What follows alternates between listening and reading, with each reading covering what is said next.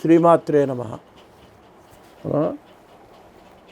12వ నామాన్ని పరిశీలించినట్లయితే నిజారుణ ప్రభాపూర మజ్జత్, నిజారుణ ప్రభాపూర మజ్జత్ బ్రహ్మాండ మండల.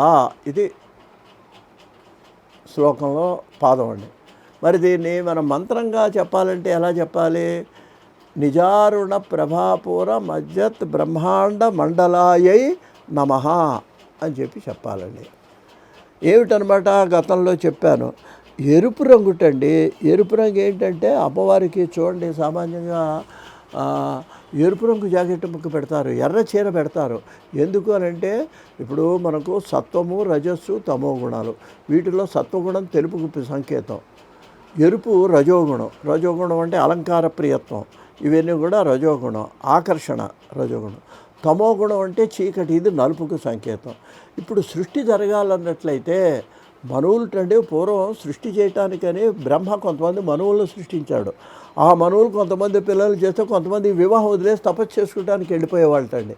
మళ్ళీ వాళ్ళందరూ తెచ్చి వాళ్ళకి పెళ్లి చేయాలి, అవి చేయాలి అని చెప్పేసేసి ఈ సృష్టి కార్యానికి ప్రజాపతులు ఎంతో కృషి చేస్తే ఇవాళ మనకి సృష్టి ఇంత నడిచిందండి.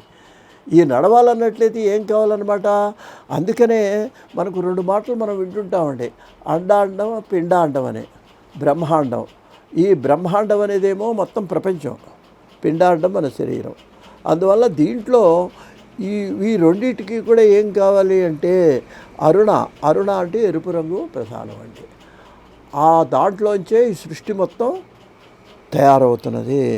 అందువల్ల ఏమిటనమాట, అమ్మవారు ఈ తన యొక్క ఈ ఎరుపు అనేటువంటి దాంతో అరుణకాంతితో ఈ బ్రహ్మాండాన్ని అంతటినీ కూడా. ఇంకో విషయం చెబుతానండి, బ్రహ్మ సృష్టి చేస్తాడు. ఆయన హిరణ్యగర్భుడు అంటారు. హిరణ్యం అంటే ఏంటి? బంగారం. బంగారం ఎందుకు? ఎరుపు రంగే బంగారం. అటువంటి ఆ బంగారపు రంగులో ఉండే బ్రహ్మదేవుడు కూడా ఎరుపు రంగులో ఉండే సృష్టి చేస్తుంటాడు. అందువలన ఈ తన యొక్క కాంతి చేత అమ్మవారు ఏం చేస్తున్నది? సృష్టి కార్యక్రమాన్ని నిర్వహిస్తున్నది. అందుకే మనకు ఉపనిషత్తులు అంటారండి, ఆదిత్యవర్ణా తమసస్తు పారే అంటారు. ఆదిత్యవర్ణం అది కూడా ఎరుపే.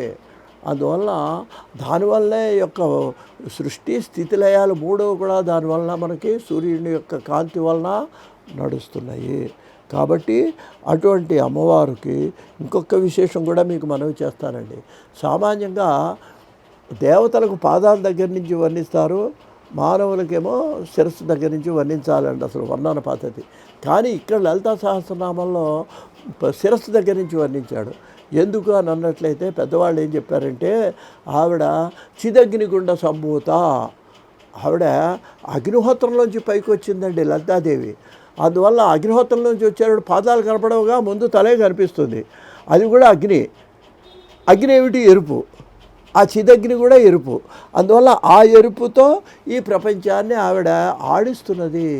ఆ ఎరుపు ఉండటం వలన ఇప్పుడు ఆ చిదగ్ని గుండా సంభూతం కాబట్టి ఈ అమ్మవారికి అక్కడ ఎగ్జాంపుల్ ఇచ్చారు. పాదాలు కాకుండా తల దగ్గర నుంచి వర్ణించేటువంటి అవకాశాన్ని.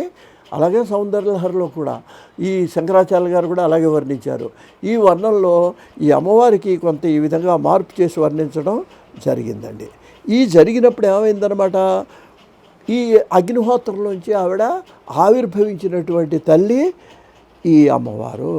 తర్వాత అటువంటి అమ్మవారు మన ఏం చేస్తుంట, ఈ బ్రహ్మాండాన్ని అంతటిని కూడా ఆ యొక్క అరుణవర్ణంతో కప్పి.